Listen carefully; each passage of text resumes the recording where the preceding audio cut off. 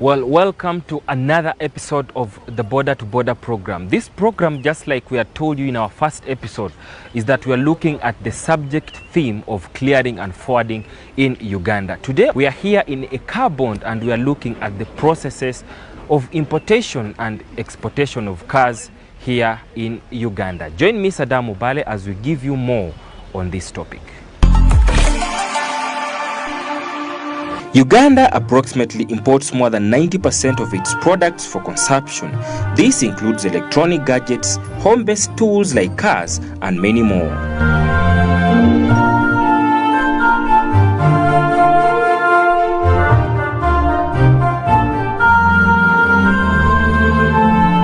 But did you know the processes that these items go through to reach you in the country?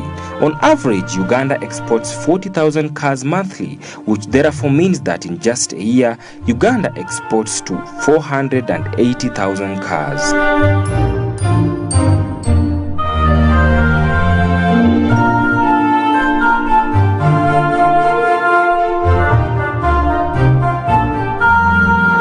The first step when buying and importing cars from outside to Uganda, it is important to consider the costs of shipping, taxes, and plan ahead to calculate the total costs.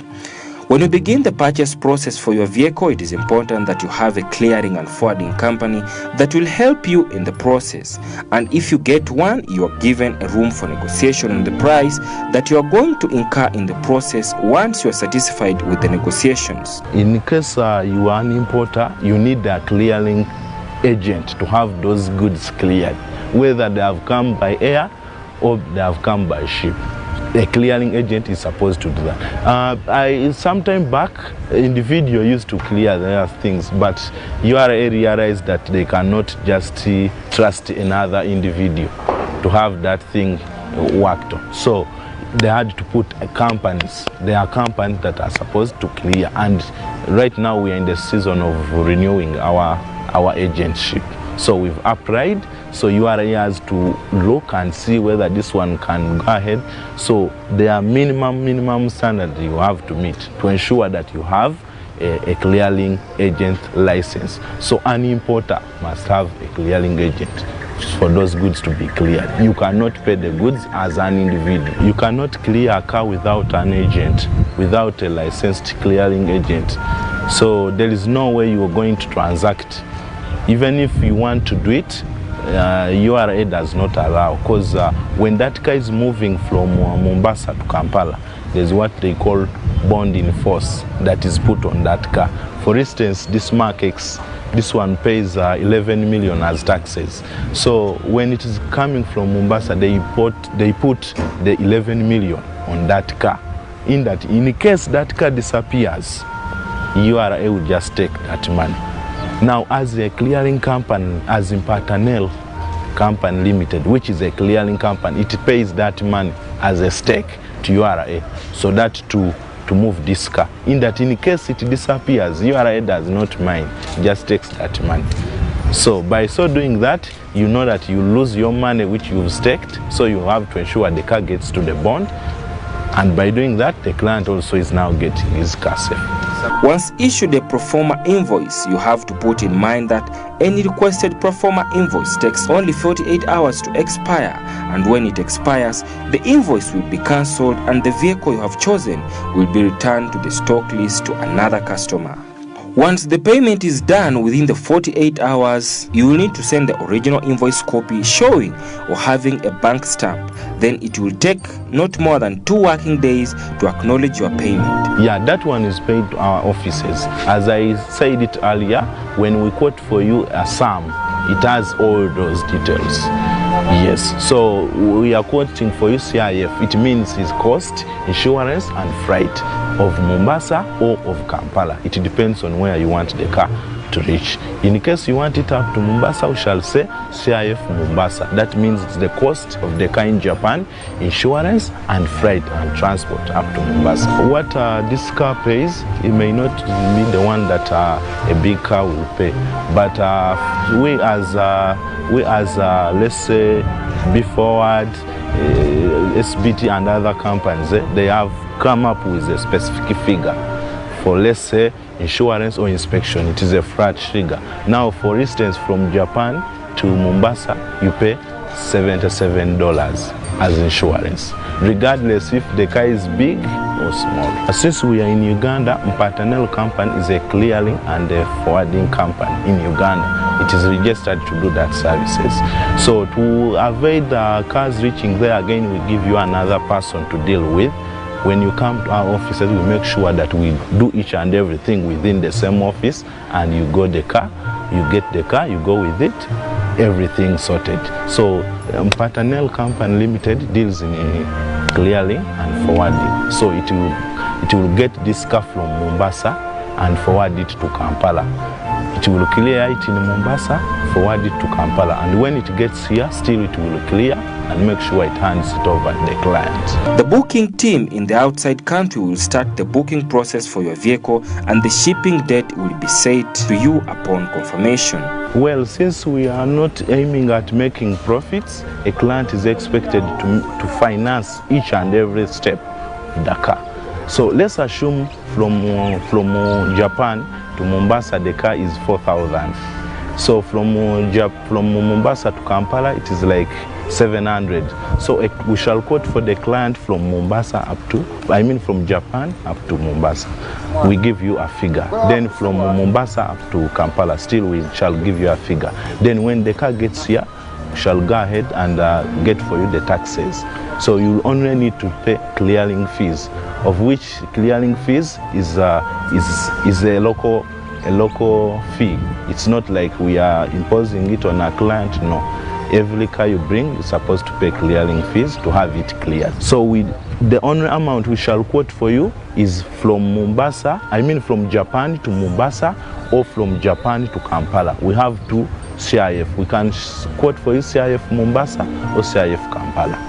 Yes. So in case we've given you a CIF Mombasa, you can decide to pay it in two installments. For instance, if a car is $2,000, you can pay $1,000. Then before that car gets to Mombasa, you expected to pay another. So when it gets there, we get the documents. Now when you get the documents, still we shall ask you to pay from Mombasa to Kampala, which is average 700, 600, depending on the type of car. So when it gets here, the way you're seeing all these guys, they imported their cars, they are here. So they are paying taxes. When a car gets here, you have time to look for taxes. Normally, you give 6 months to have those cars cleared. When all the payments are done, the car is going to be inspected by the outside team. When importing your vehicle, there are not any additional expenses on top of the cost of insurance freight to Mombasa, as agreed upon at the time you bargained for the price. And the arrival date of the vessel carrying your vehicle is always showed on the car arrival progress page when the vehicle arrives at the port. It will dock and be ready for unloading of the vehicle. From Japan to Mombasa, the easiest way is water transport. Normally they are put on vessels.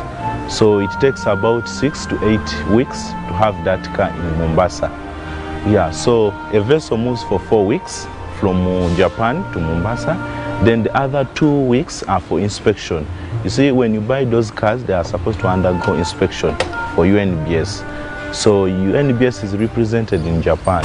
So once we find out that you are interested in a particular car, we shall take that car after payment. We shall take that car for inspection to ensure that it meets the standard where it's going. So when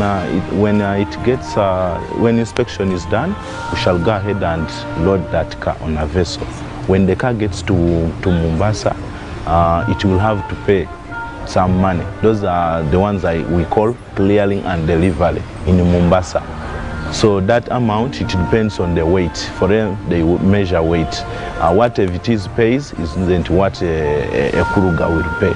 So you'll be charged depending for, let's say, a car that weighs below 1,500, it can pay between from 550 to 650 to have that car up to Kampala. That includes port fees paid in Kenya. It includes foreign permit, it includes agents fees in Kenya, it includes load user, it includes gadget. All those things are paid there. So you have some revenue that you live in Kenya to use the port as well as to use their road to Uganda. Costs incurred when the vehicle has reached Mombasa Port are Port Authority charges and are based on weight of the unit according to the Kenyan Port Authority in Mombasa. Upon arrival at the border, the clearing process will be undertaken, whereby things like bond cancellation can be requested if the vehicle is meant for the tax to be paid in Uganda. This particular will involve some additional expenses, including the bond cancellation fee, insurance stickers, and road usage license. You will pay the port fees. That one will be paid at the port. You will pay the road user, that $20, which will be paid to the Uganda Revenue Authority. You will pay what they call the foreign permit to use their side. It's called foreign because you are not from there. So you will pay a foreign permit. You will pay the gadgets. There are some tracking gadgets to ensure that car comes up to where it's going. It is tracked. So you pay for that gadget. You're supposed to pay the clearing fees. Someone who is helping you there, like to clear that car, you're supposed to pay. You also pay the fuel, of course, it is driven. You pay the driver, you pay the insurance. Yeah, those are the costs. All of that is paid at the port. They calculate the port fees, they calculate the foreign permit, tracking gadget, and agents fees. All that is paid there before the car starts moving. Then this road user is paid here in Uganda. You go and pay it in the bank. So it is asked there, can you show us that you paid this? Once the car arrives in Uganda, the process to get a logbook requires several documentations, including the original bill of lading, export certificate, or any other useful document as required by the authority. It is important to note that the name indicated on the bill of lading should match with the name under your tax identification number. If the name of the documents do not match the name of your TIN, the delays in the clearing process in Uganda will be experienced. For customers in Kenya, the year of the manufacture of the vehicle is really important. In vehicles below or above the given year stated within the official document will cause problems with its delivery. Once all this is done, a number plate is generated and you are good to go. The number plate is the last thing to have. Now, let's say the car is in Uganda here. We shall go ahead and assess the taxes. Now, that's where now the agent comes in, the customs agent. Now, we'll go ahead and assess the taxes. We determine, let's say this car pays 12 million. We shall give you an assessment to a client. Now, the client will go ahead and pay that amount in the bank. So when it is paid in the bank, for us, we are able to see on the system, the URA system. It's called the Ascuda system, which we use to clear. We shall pay that, you shall see that you've paid. Now, when we see that you've paid, we shall go ahead and go for UNBS inspection. So those UNBS inspection will go and check the car with the certificates. That is if that car did inspection in Japan. It has documents to show that. So they'll come and really ensure that what they check their side is the same. And once they find out, they also work within the same system. They'll go ahead and check the car and say, tick.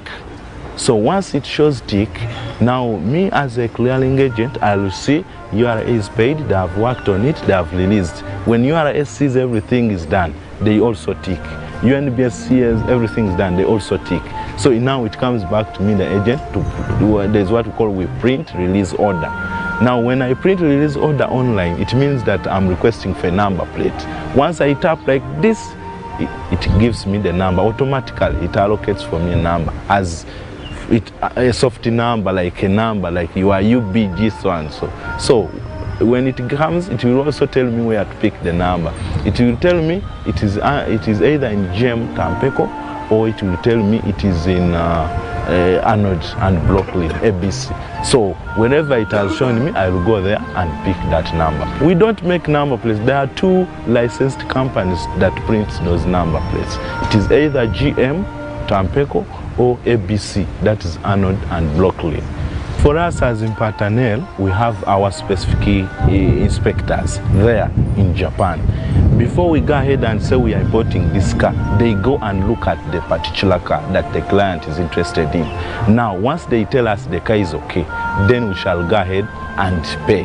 Now, when we pay, now again the UNBS guys will come in to ensure they give us a certificate of roadworthiness. So when they come for them, they will take 2 weeks. They'll also come up with their report, but we also have our report from our inspectors. So we have our report, they have their report. Ours is not like, it's not for Uganda, but it's for us as a company to ensure that what we are bringing in is up to standard. Now for UNBS, now that one is for Uganda. It is mandatory. So we have a team of inspectors. There are so many risks. There is now, let's say you've imported the car from Japan to Mombasa and you didn't put insurance. Because you know us Ugandans, we always want to save, so we tend to skip insurance. So when the ship capsizes or goes down, you tobanja. You don't again say they compensate, no. Then another thing, the car may get to Mombasa and you need it to Kampala. Still you skip insurance and someone lowers it. So that is also another risk. Another one is taxes. Taxes keep on changing every month. Taxes changes. Whenever URA changes the rate, taxes change. So there is fluctuating prices always. So you may buy this car expensively in January, and then by the time it gets here in Feb, the taxes have gone up. So you can no longer get the same amount you calculated. Or you buy it cheaply, and again prices go down. So it keeps on fluctuating. So those are some of the challenges that an importer will face. You see, when you do these things individually, you need extensive research, consultation. But if you just see something online, someone may send you a different car. And I mean, there's nowhere you are going to get him. You get, he has sent it, it's in your names, that is it. Even if you complain, nowhere. But if you have someone, a local agent, you can even sue. You get, like, I ordered for this car, you're giving me another car. Yeah, those challenges happens, especially if you're doing those things as an individual. Yes, it really happens. You may have a relative, a friend, whichever in Japan will go ahead and get you for your car. Now for them, when they are in Japan, always the taxes are not the same. The tax structure is not the same like ours. So it means that you stand a chance of getting a good car in Japan, but a bad car in Uganda. So you go ahead, everything will be safe. The car is brought in Uganda, but now you cannot handle the taxes. Or sometimes it overconsumes the CC 3,500 CC. So it's a challenge now when it's here. So it's better you first, even if you are going to do it as an individual, reach out to an agent, ask some questions so that you have everything it takes to go ahead and have that car. Well, the prices are always indicated on the cars if you check those cars online. So for us, we are agents of those people. Those guys pay us. We don't ask extra money from clients. We get commission from the suppliers. So what we help you is to help you find someone here you can entrust with your money. So people used to find it very hard to send money outside. You know, there are always other people who can always tap in and take your money. So in this case, you come to our office, you pay with us, the people you're seeing. In that, in case there is anything, you can always come and make a complaint. Well, when we quote for you a CIF, we quote it with inspection. Since it is mandatory, so you're supposed to pay it, but it is always in that, the value we give you, it is always in there. So we don't charge you like particular inspection fee. When we quote for you, Japan to Mombasa, there is inspection fee there. That is between $300, $250 to $300. Oh, CIF is the cost, insurance,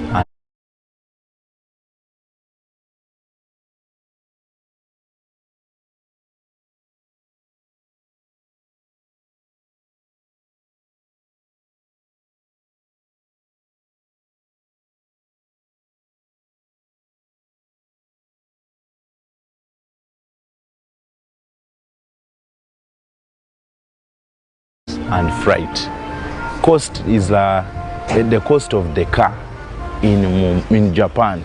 Like the same way you'll see, let's assume you're taking this car to Sudan. We can decide to sell it CIF Juba. So what we mean, there is cost of the car when it's here, it has not moved. There is insurance when it is going. Then there is freight, that is now transport. So what we call CIF, it is cost, insurance, and freight. Yes. Yeah, for CIF, it means you've insured your car.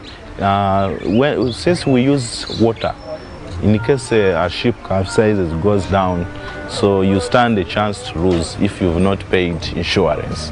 So that's why we put insurance, that even when the car disappears within the water, you are always refunded. It is very true. Normally in Japan, cars are a bit cheaper, especially these small cars, but here the taxes are a bit high. That one now is put to our government. It's the government that determines the taxes. You see, before you go ahead and even import any car in Uganda, the taxes are already set. Any car you think about, the taxes are there. So it's not now about you, me, or the clearing fee company. It's about the government.